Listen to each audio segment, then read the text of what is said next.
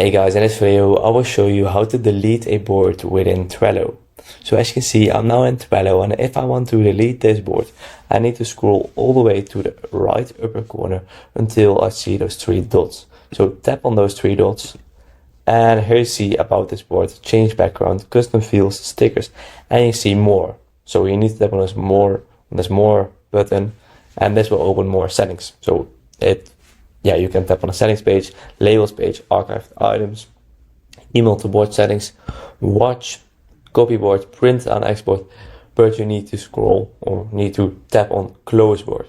Tap on it and this will give you a verification message. So close board, you can find on reopen close boards at the bottom of your boards page.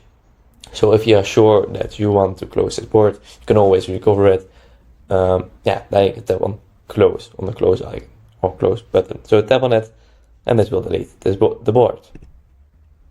As you can see, dashboard is closed. You can reopen the board or permanently delete this board. So if you want to permanently delete this board, you can tap on this button. And this will give another verification message. All lists, cards and actions will be deleted and you won't be able to reopen the board. There is no undo. So if you're really sure that you permanently want to delete this board, tap on this button.